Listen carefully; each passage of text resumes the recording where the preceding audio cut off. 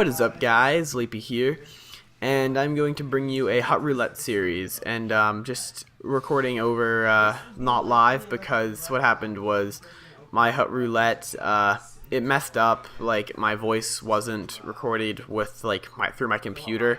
Like, it wasn't recorded through my microphone. It was recorded through my computer, so it messed up. But yeah, so I'm recording this, but just so you guys know, every other episode will be recorded live. So yeah. Also, this is Hut Roulette, if you're not aware what that is.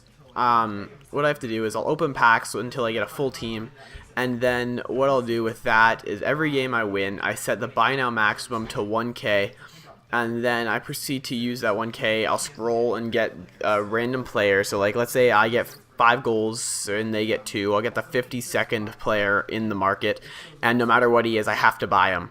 And also I have to put him on my team for at least one game. And yeah, so that's how I'm doing it. It's Hut Roulette. Yeah, so skip the pack openings. Woohoo!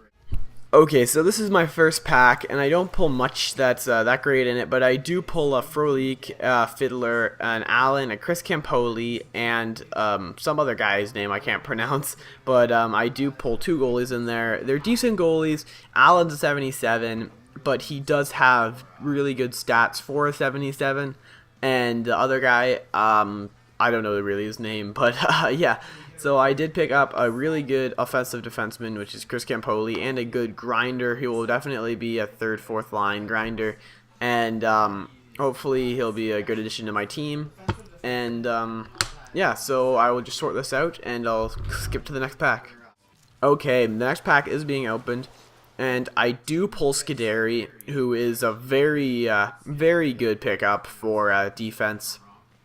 And he'll definitely be first line, and he's just a really good overall D. He doesn't have the highest overall; he's 82, but he is very, very useful as a player. I also pick up 274 right wing grinders. One plays in the AHL, other one is Hall. He plays for Philly, and also a center. These guys will be pretty useful. The grinders, though, I don't really like to have grinders on my team. I prefer two-ways and snipers. But if you're starting like this, they are really good players to have who can just kind of add a little oomph to my team. Okay, I'll skip to the next pack. Okay, so in the next pack, I do have a really good right wing pickup, which is Teddy Purcell. I used to have him on my old club, and that was just when I was just playing Hut for the fun of it. And I did have him on my team for quite a while until he got replaced, and he was, as I remember, he was a very good player. So he will be a really good addition to the team. Also with Brendan Dillon and Ellis. Ellis, he's an offensive defenseman. I do prefer offensive to defensive, so I'll see how they pair together. But yeah, hopefully he'll do it well. And also, next pack, fucking amazing pull. We pull a Bufflin, who will just be an insane addition to our team. Also a McCulloch, and this is just an amazing pack, and just 2 great guys that'll be on our team. And the other 2, not sure if they'll fit anywhere on the team, but hopefully they'll have a good position for us, or have a good place on our team.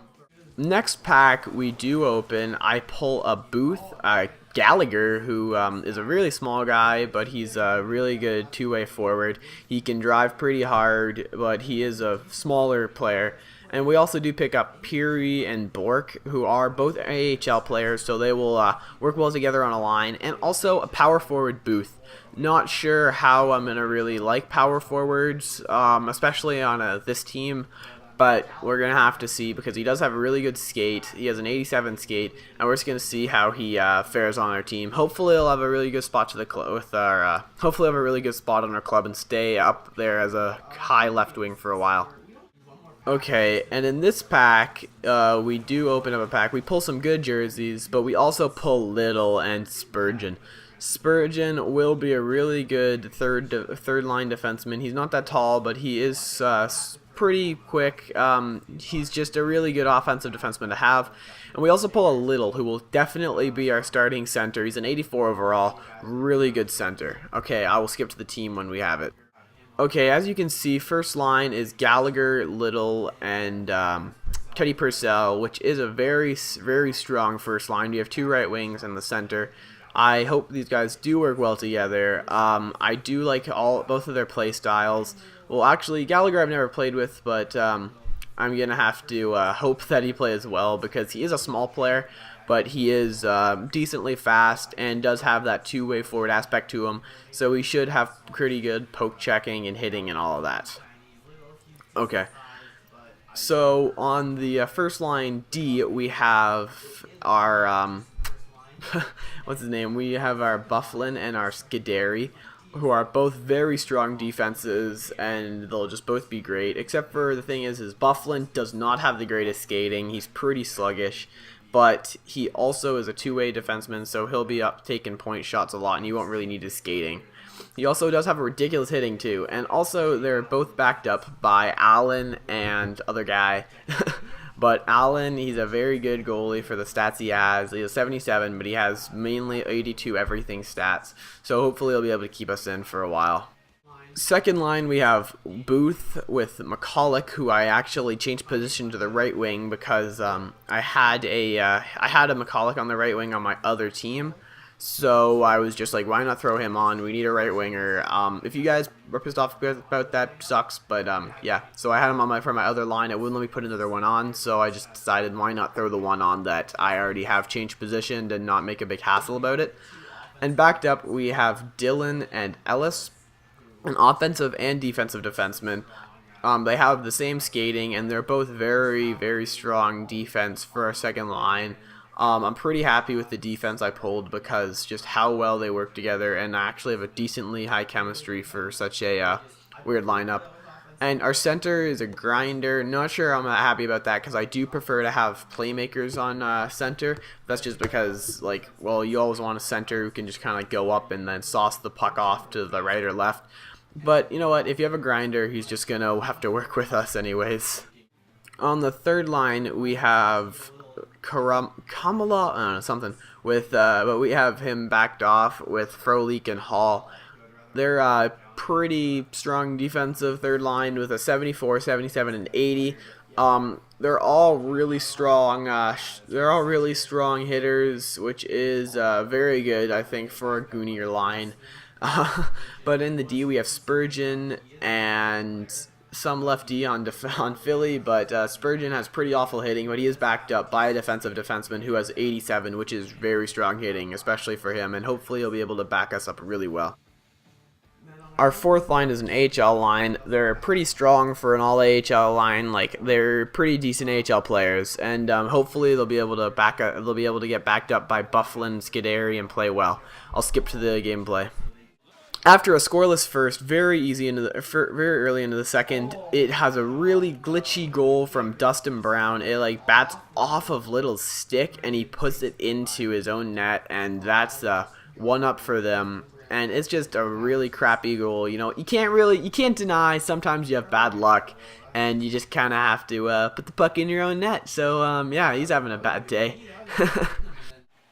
Okay, so we do draw the penalty from Dustin Brown. He came in and tried to hit our puck carrier, but did miss and smacked the guy off to the side. You can't really blame him for that. That is something that happens with this game. You go in, try and hit someone. I mean, that would have been a penalty anyway on Booth, or on Brown for Booth, but he does just go and get the interference call, which is guaranteed penalty, which I'm pretty happy about, so I do get the power play. And right off the bat, just try and go. We pull it back, win the first face-off, get the slap shot, doesn't work, and throw it to Teddy Purcell, who just gets a beautiful tip right under Backstrom's pad. Pretty much unstoppable. Tips are just very overpowered in this game, and there's honestly nothing he could do to stop it. That was just a very beautiful goal. Okay, I'll skip to the next highlight. He just does not want to give up then. If you see Stasny just sets up in front of the net and just tips it through the legs. There's no way we could have stopped that. But you know what? You know what you're going to do? There's always those goals that you just can't stop. There's never going to fix anything. Like the tips in this game are just ridiculous. They're not going to fix everything. But Robidas does get a beautiful shot in, and he does put it straight through the 5-hole. Grossman able to pick it up off of a hit, passes it up, and I'm able to get the breakout cross to a cross crease, just wire it under the water bottle. Beautiful cross crease one-timer by Peary. He's going to be a great addition, I can already tell, as a center. just nailing that goal home. Beautiful slap shot, beautiful setup, just able to get it past, and Backstrom, there's no way he's stopping that. Fiddler then just runs up with the breakup, gets it past Beauchemin hardly, drives, unable to get the drive past to McCulloch. McCulloch just can't pick it up. He picks it, throws it up to Ryder, but I do hit him off the puck and get a weird pass to Hall, who then somehow is able to keep it through both of their guys, gets it past Brown and Beauchemin, and then just friggin' sneaks it in right off of Backstrom's pad. Like, you'll show the overhead. It was just a really sneaky goal. It was a little slithery snake right there. So he goes in, pulls it backhand, forehand, right around. No way he could have stopped that. But then, as you see right here, just on the inside of his pad and through. That's just a bad goal on the inside of the post. Like, that's just sad for him. But I'll skip to the next thing.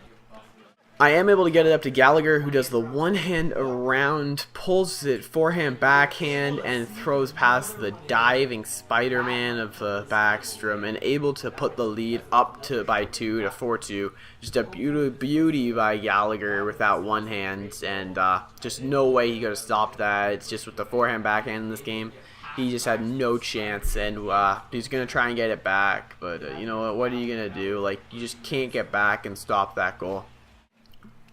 Booth picks up the puck off of a bad play, passes it past Beauchemin, goes with the one-hander, and just tucks it in the open net. We do pick up the win with a 5-2 victory, and just a very great win for our first game played on this Hut Roulette series. With the 5-2 win, I am going to set the buy now maximum to 1K and go and see if we can pick up the 52nd player. I'm pretty sure I forgot and actually went and picked up the 53rd player in this because I'm stupid. But what you gonna do? I kind of forgot and mixed myself up. But I do try and go even with the EA servers. But yeah, I pick up the 52nd or 53rd player in the lineup, and he ends up being a very good center who we can pull up for a second line. I'll show them up right about now. Wait for it. There we go. Hodgson, 82. Definitely putting him on my line. He can work as a second line center under Little. He's just going to be a great addition to our team, and hopefully he can stay on for a good long time. Okay, so this is where we put him on for the 28 game. Thinking he's going to be here for a while. Second line with McCulloch and Booth. He's just going to be a very strong player, making our team a little bit better. Okay, so I hope you guys enjoyed this first episode of Hut Roulette, and just so you guys know, it will be recorded live from now on, and I'll try not to mess up the audio again. Okay guys, sleepy out.